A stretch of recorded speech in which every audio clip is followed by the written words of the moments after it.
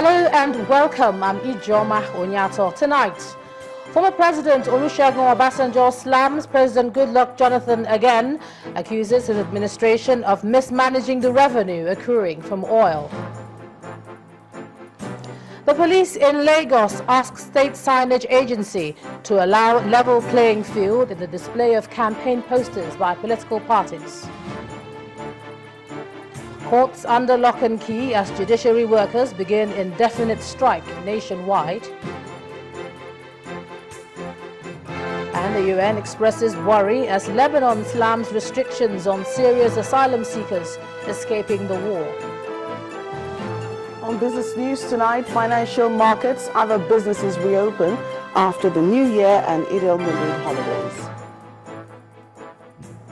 And on sports news tonight, despite a 5-2 victory in a test match, Super Eagles Daniel Democracy says more work needs to be done ahead of next week's international.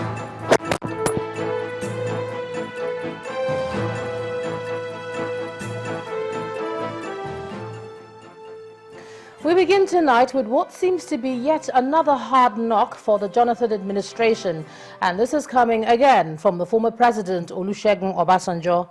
Addressing a gathering of market leaders in his hilltop home in Abeokuta, Ogun State, Chief Obasanjo accused the president of mismanaging the revenue accruing from oil. He, however, asked Nigerians not to be afraid of the coming elections, saying they should vote according to their conscience. Our political correspondent, Seun Okimbaloye, reports. It is the first working day of the year 2015. It may somewhat seem strange to find women gracefully dressed on a day like this. The reason, however, is that they are visiting one of the nation's senior citizens. Here in this room are women leaders from the states in the southwestern region of the country.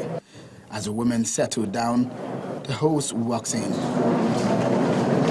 Former President Olusegun Obasanjo, the leader of the women representatives, rises to tell the former president the essence of their visit. Our nation is going by the current atmosphere of palpable fear and uncertainty. Our nation is plagued by insecurity, economic downturn, poverty, corruption, among other myriads of daunting challenges.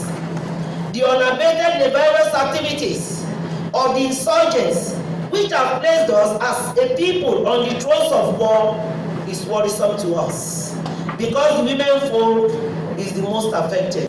With rapt attention after listening to the concerns of the women, Chief Obasanjo starts by commenting on the 2015 election and the need for politicians to exhibit sportsmanship. Once the election is fair, free, and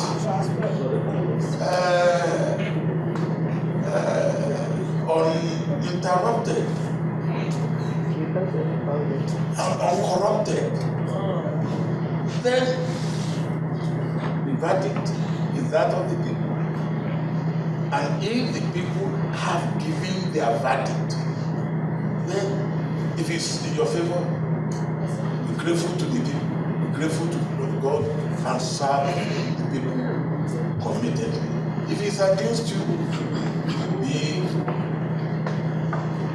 be a very gallant loser and say, well, look, I tried, but it didn't work. As the former president goes further in his speech, he gets more emotional as he switches from English to Yoruba language. Just here, impunity. In the translation, Chief Obasanjo comes down hard on the present administration and how the economy, the excess crude account have been handled. Our economy should not be like this. 8 years ago, when we left government, we left huge funds in the government coffers. After we paid all debts, we left almost $25 billion in what they call the excess crude account. All the monies that come as excess from sale of oil, we save it up for the rainy day. When we left government in 2007, we left about $35 billion, and today the money is totally expended. The account is empty. The funds left in the reserves after we paid all debt owed was about $40 billion, and we were able to pay them, and somehow the debts were written off. Our reserve after paying the debt was about $45 billion. That fund in the reserve grew to about $67 billion, and the reserve, from what I gathered, has now shrunk to about $30 billion. And that is one of the consequences of the devalued naira. Chief Obasanjo and his wife are then presented with gifts by the visitors. And as the women depart the Obasanjo residence, they may have a lot to ponder on, given the words of the elder statesman. Sheung Okimbale, Channels Television News. Well, all the criticism appears not to be standing in the way of the political process as the campaign train of the People's Democratic Party gets moving on Thursday. Expected at the event wishes to hold at the Tafawa Balewa Square is the president alongside other prominent members of the party.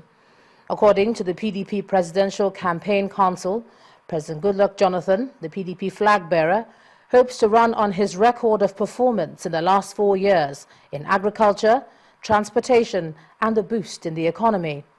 During his visit, the president will assess the work done on the Lagos-Ibadan Expressway.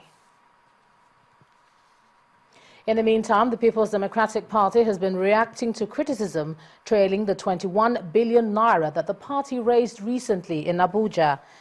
At a news conference in the nation's capital, a member of the PDP Board of Trustees and the Jonathan Presidential Campaign Council, Professor Jerry Gana, explained that the money is meant for all the projects being executed by the party and not just for the president's campaign. For the central aim of the fundraising was to empower the party to complete this building and other projects. The second was to, of course, empower the party to campaign for its candidates, not for the president alone, but for others. And the presidential candidate has the right and is going to use that is right to raise funds for his campaign quietly. I'm not the chairman of that fundraising. I'm sure the president is going to direct somebody, and they're already working very hard. And being a very humble Nigerian, he wants to do it quietly, and people will donate to him who believe in his victory as the candidate of the PDP. And so we want to lay to rest all the permutations and the discussions and all what is going on in the media about maybe we raising more than the law allows for our candidate. That is not the correct position. We set out to raise funds for PDP projects. And as political campaigns begin to dominate the public space, the Lagos State Commissioner of Police, Kayode Aderanti, has warned officials of the State Signage and Advertising Agency against indiscriminate removal of campaign billboards and posters. Speaking with journalists today in Lagos, Mr. Aderanti said anyone caught will be arrested and punished. He said the command is prepared to do everything to ensure violence-free elections next month.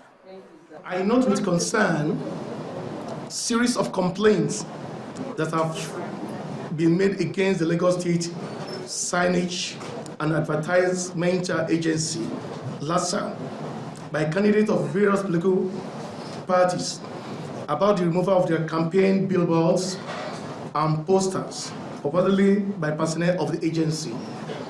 I have directed all their commanders and divisional police officers in the command to be on the lookout and arrest anybody that attempts to remove any billboard or poster of any candidate of the various political parties under whatever guise.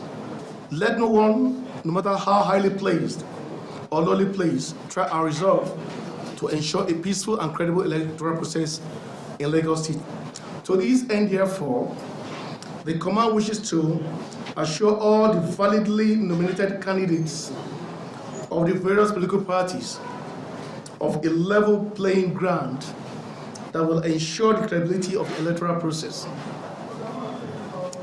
The command further wishes to enjoin all the political parties to go about their campaigns in an atmosphere of peace.